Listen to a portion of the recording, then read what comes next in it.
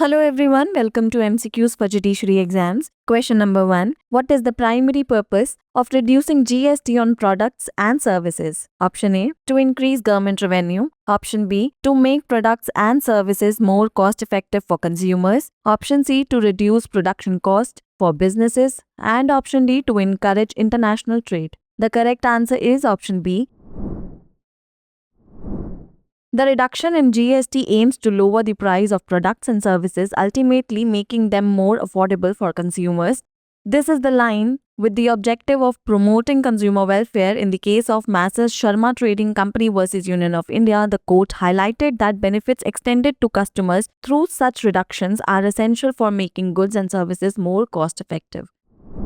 Question number 2. Under Section 436A of the CRPC, is release on bail automatic after an under trial has completed half of the maximum imprisonment period? Option A. Yes, it is automatic. Option B. No, it depends on the court's discretion. Option C. Only if the offense is minor. And option D. Yes, if the offense doesn't carry the death penalty. The correct answer is option B.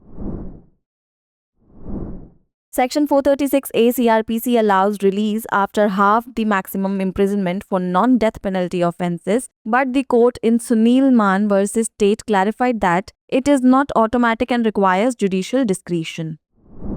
Question number 3. The term consensus ad idem means option A. No agreement can have more than one meaning. Option B. To agree the same way. Option C. To agree on the same thing with same sense. And option D. To agree for different objects in the same sense. The correct answer is option C.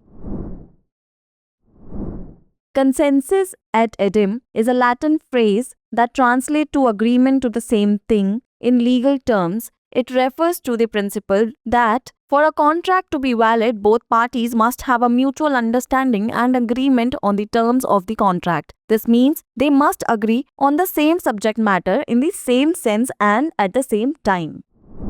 Question number 4. The doctrine of privity of contract means option A. A contract is a private affair between the parties. Option B. Consideration can be supplied only by the parties to contract. Option C. The contract can be enforced only by a civil and private action. And option D. Only parties to contract can sue and be sued upon the contract. The correct answer is option D. Privity of contract means that only the people who signed a contract can legally enforce its terms or be held liable for any breaches. A third party, even if they benefit from the contract, cannot sue or be sued under it unless specifically stated in the contract. Question number 5. According to the Evidence Act, a fact is said to be not proved when the option A. Court believes that fact does not exist. Option B. Fact is vague. Option C. Fact is neither proved nor disproved. And option D. All of these. The correct answer is option C.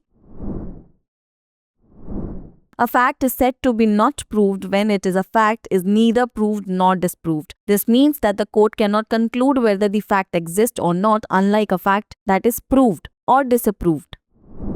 It's the time for practice question. The period of limitation for preferring an appeal from a decree passed by a court subordinate to the High Court to a High Court from the date of the decree is option A. 90 days, option B. 60 days, option C. 30 days, and option D. 1 year. Pin down your answers in the comment section below.